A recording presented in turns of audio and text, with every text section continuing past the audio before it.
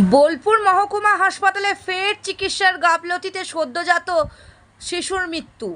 বোলপুর মহকুমা হসপিটালে ফের চিকিৎসার গাফলতিতে সদ্যজাত এক শিশুর মৃত্যু হয়। বোলপুর মহকুমা হসপিটালে বারংবার একই ঘটনা ঘটে চলেছে। ডাক্তারের বিরুদ্ধে চিকিৎসার গাফলতি অভিযোগ এবং হাসপাতালে কর্মরত নার্স ও অন্যান্য কর্তব্যরত হাসপাতালে কর্মীদের বিরুদ্ধে একাধিক অভিযোগ দুর্ব্যবহারের জন্য। হাসপাতালের নার্স কর্মীদের ব্যবহারে সন্তুষ্ট নন রোগীর পরিবারের লোকজনেরা। সেই একই অভিযোগ, ডাক্তার ঠিকঠাক রোগের চিকিৎসা করছেন না এবং নার্স ও হাসপাতালে কর্মীরা রোগীসহ পরিবার পরিজনদের সঙ্গে খারাপ আচরণ করেছেন বারংবার। এর আগেও এই নিয়ে আমরা খবর পরিবেশন করেছিলাম, কিন্তু আজ ফের একই ঘটনা। রোগীর পরিবার পরিজনদের অভিযোগ, যথাযথ নার্স, ডাক্তার ও হাসপাতালে কর্মীদের উপযুক্ত শাস্তি চায়। এই ঘটনাকে কেন্দ্র করে হাসপাতাল চত্বরে উত্তেজনার সৃষ্টি হয়। ঘটনার খবর পেয়ে শান্তিনিকেতন থানার বিশাল পুলিশ বাহিনী হাসপাতালে এসে পরিস্থিতি নিয়ন্ত্রণে আনেন। পুলিশ প্রশাসন রোগী পরিবার পরিজন ও হাসপাতালে কর্মরতদের সঙ্গে কথা বলেছেন এবং বিষয়টি খতিয়ে দেখছেন। এই ঘটনায় পুলিশ প্রশাসন পূর্ণ তদন্ত করছে। কাজী আমিরুল ইসলামের রিপোর্ট, সিউই টাইমস, বোলপুর। কেসটা হয়েছিল, আমার বাড়ি হচ্ছে চুনপালাচি ইলামবাজার থানা। আমার নাম শেখ আশরাফুল। আমার দাদার বউ ভর্তি আছে, যিনি আমার বৌদি হয়, তো ওনাকে ভর্তি করা হয়েছিল আজ 3 দিন আগে। তা সোমবার দিন ভর্তি করা হয়েছিল 10টা নাগাদ। সেই দিন দেখে বলে যে না, বাচ্চা হতে এখন দেরি আছে। বলে ঠিক আছে, ভর্তি করে রাখা হয়েছিল। তারপরে ট্রিটমেন্ট চলে। কালকে বিকাল 4টা নাগাদ ব্যথা উঠেছিল। ডাক্তার দেখে বলেছে হ্যাঁ, রাত 10টার মধ্যে বাচ্চা হতে পারে নর্মাল। ঠিক আছে, আমাদের বাড়ির লোক বলে ঠিক আছে 4টার মধ্যে, 8টার মধ্যে হোক। তো বাড়ির লোক আসে।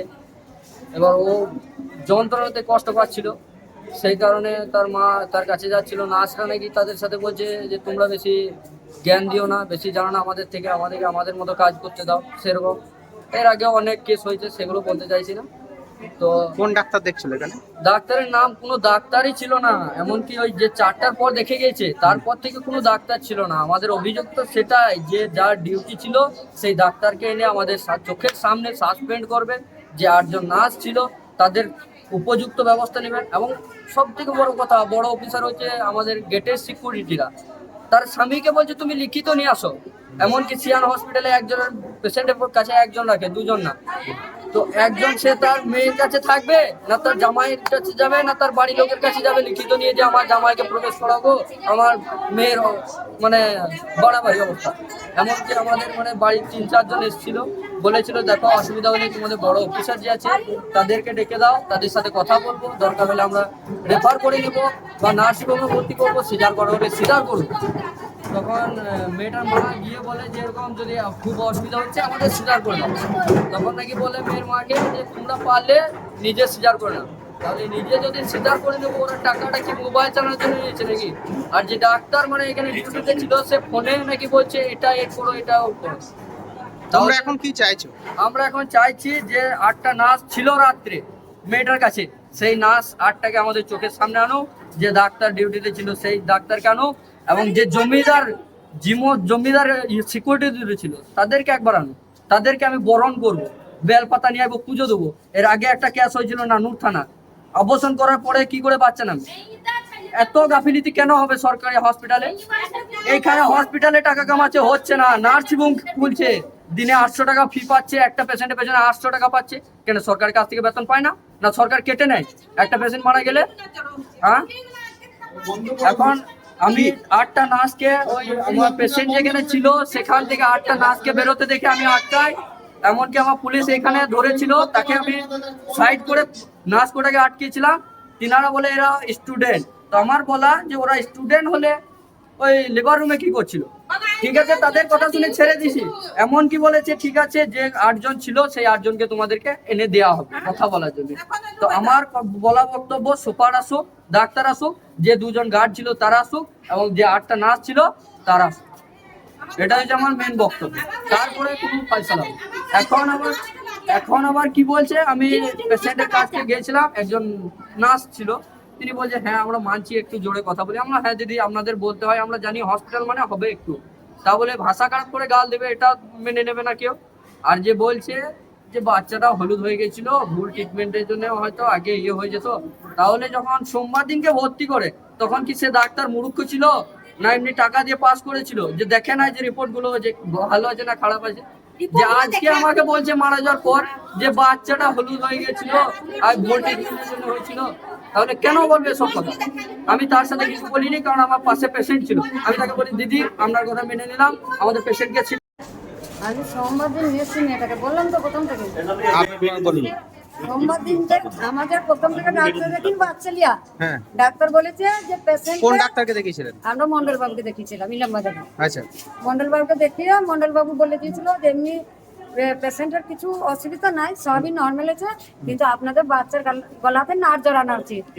বললে আমি বললাম মন্ডল বাবু তাহলে আমাদের একটা ডেট পেরিয়েছে, নিয়ে এসেছিলাম, তাহলে সোমবার দিন একটা ডেট আছে, কি করবো? বলছে ব্যথা থাকলেও নিয়ে আসবে, না থাকলেও নিয়ে আসবে। যাক, যে আমি বলছি যে বেশ ঠিক আছে, ব্যথা থাকলেও আনবো না থাকলেও আনবো। বলছে হ্যাঁ। আমি ইলামবাজারে নিয়ে এলাম গাড়ি থেকে, ইলামবাজার ওখানে ওরা দেখে ওরা এফআর করে দিল। এখানে যদি ভর্তি হতে কাগজ দিলাম দিদিমণি দিকে, দিদিমণিরা বলছে আরে বাবা ইলামবাজার থেকে খালি এফআর আর এফআর। এবার আমার মেয়েটা সেই সময় ব্যথাতে কথা বলছে না। এবার আমি যদি সাইডে কথা বলে দিচ্ছি, বলছে আপনি পেশেন্ট না ও পেশেন্ট, আপনি কিসের জন্য কথা বলবেন? তাহলে আমি যে পেশেন্ট হবে সে কি একা একা এসে ভর্তি হবে? কতদিনের বাচ্চা এটা? আমার মেয়ে আমার একবারে ম্যাচুরিটা হয়ে গেছে। আবার বারবার ওরা ডাক্তাররা এখানে যখন দেখাচ্ছে ওই ইয়ে করে কল দিয়ে মেশিন দিয়ে বাচ্চারা আওয়াজ শুনিচ্ছে মাকে, বাচ্চা ওকে। ওইখানে যখন রাত 11টার সময় লেবার রুমে যাই তখনও বাচ্চা ওকে। আমার মেয়ের ব্যথা কিন্তু কমেনি, ব্যথা ছুটে আমার মেয়েকে সিটে কেউ হাত দিয়েও দেখেনি, অপরন্ত আমাকেও থাকতে দেয়নি। না দেওয়ার পর আমি যখন ভোর 5টা বলে 11টায় ভর্তি করে, এরকম যদি একটা পেশেন্টের ব্যথা থাকে সেই পেশেন্টের অবস্থা কি হয় বলুন তো? এবারে আমার পেশেন্টটা বলছে মা আমাকে কি বাঁচাবি? আমি বলছি হ্যাঁ মা বাঁচাবো। তখন আমার বাড়ির লোক আসেনি কেউ, আমি মেয়ে মানুষ একটা, আমি এদিকে ছুটছি ওইদিকে ছুটছি। দেওয়ার পরে আমি বলছি যখন 5টা বেজে গেছে তখন আল্লাহ আমাকে কি বুদ্ধি দিল, আমি তখন কিন্তু 6টার দিকে বলেছি। আপনারা কি বলছেন? অভিযোগ কার বিরুদ্ধে? আমার ওইখানে অভিযোগ আছে, আর এই যে বড় ডাক্তার বাবু আইছিল ওর জন্য অভিযোগ আছে। ডাক্তারের বিরুদ্ধে অভিযোগ তো? হ্যাঁ চিকিৎসার গাফিলতি? হ্যাঁ। আপনারা কি বলেন চিকিৎসার গাফিলতি? হ্যাঁ হ্যাঁ, ওরাই মেরে দিল আমার বাচ্চাটাকে। আমার বাচ্চা মেয়েটাকে যদি একটু ব্যথা কমে না কোনো চেষ্টা করতো তাহলে তো আমার বাচ্চাটা মরতো না। আমি বলি রাত 11টায় ভর্তি করে যদি সকাল 5টা অব্দি একটা মেয়ে ছেলে ব্যথা পায়, তার কি পেটে বাচ্চা ঠিক থাকবে? অতর উপর ওকে সাপোর্টানোর লোক নাই, ওর পেশেন্টের লোক দিচ্ছে না, বলছে ওই আমার বাইরে বেশি কথা বলবে তো গেটের বাইরে দিয়ে আসবো। আপনারা অভিযোগ কার বিরুদ্ধে করছেন এখানে এই হসপিটালে? ডাক্তারের বিরুদ্ধে না কার বিরুদ্ধে করছেন? ডাক্তারবাবুর বিরুদ্ধেও আছে, আর ওই যে রুমের সিস্টার আছে হ্যাঁ। ওদের বিরুদ্ধে আছে। ওদের বিরুদ্ধে? হ্যাঁ, দুজনের বিরুদ্ধে। কিন্তু ওই সিস্টারদের আর ওই যে ডাক্তার ছিল ওর জন্য আমার ওই বাচ্চাটা মারা গেছে। কিন্তু আমার বাচ্চা আমি একবারে কাগজ কলমে ওকে ছিল, আমার বাচ্চা 100% ওকে একবারে। আপনার নাম? আমার নাম কাকুরা বিবি, বাড়ি? আর সুগটানা পাড়া। সেটা কোথায়? সেটা এই যে লেখা। আচ্ছা।